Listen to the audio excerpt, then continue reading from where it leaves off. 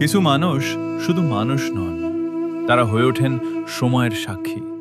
তাদের চোখে জমা থাকে একটি গ্রামের ইতিহাস, একটি বাজারের উত্থান পতন আর শত শত মানুষের জীবন কথা। হস্তিশুণ্ড পুরন বাজারের এমনই এক জীবন্ত ইতিহাসের নাম শঙ্কর দাদা। আজ তার বয়স ৮৬। হাঁটার গতি কমেছে, চোখের দৃষ্টি ঝাপসা হয়েছে, কিন্তু থেমে যায়নি পথ চলা।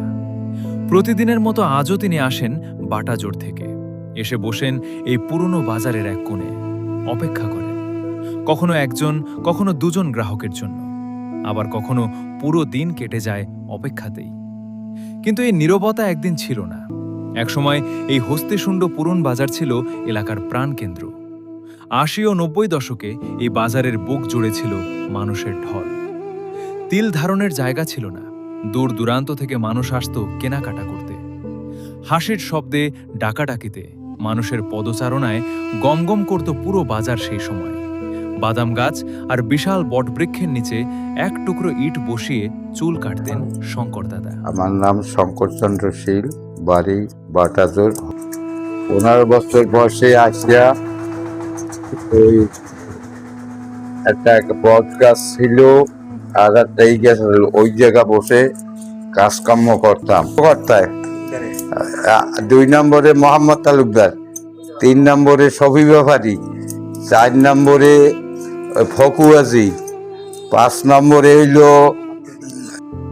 কোনো আধুনিক সেলুন ছিল না, ছিল না আড়ম্বর, ছিল শুধু বিশ্বাস, আর ছিল মানুষের ভালোবাসা। মাত্র 15 বছর বয়সে বাবার কাছ থেকে শিখেছিলেন এই পেশা। ধীরে ধীরে হয়ে উঠেছিলেন দক্ষ। যে বয়সে অনেকেই স্বপ্ন দেখতে শেখে, সেই বয়সে তিনি শিখেছিলেন সংসারের দায়িত্ব নিতে। যখন তার হাত পাকা হলো, তখন বাবাকে আর কাজ করতে দেননি, নিজেই তুলে নেন সংসারের ভার।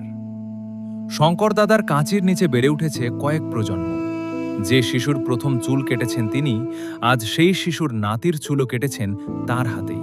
এখন কষ্ট, এটা চলাফেরা, ধরো ঔষধপত্রের নিজের প্রয়োজন, একটু তো কষ্ট হয়। একটি গ্রামের বেড়ে ওঠা, একটি জনপদের পরিবর্তন, একটি সময়ের গল্প, সবই যেন জমা আছে তার স্মৃতির ভাঁজে। কিন্তু সময়ের নিজেরও একটা নিয়ম আছে। একদিন একে একে হারিয়ে যেতে থাকে পরিচিত মুখগুলো। আসা যাওয়া এর মধ্যে যদি কিছু রুজি করা যায়।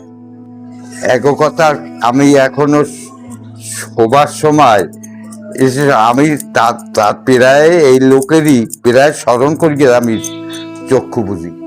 কেউ চলে গেছে শহরে, কেউ পাড়ি দিয়েছে না ফেরার দেশে।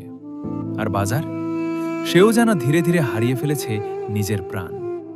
যে বাজার একদিন মানুষের কোলাহলে মুখর ছিল, সেই বাজার আজ স্মৃতির ভারে নীরব।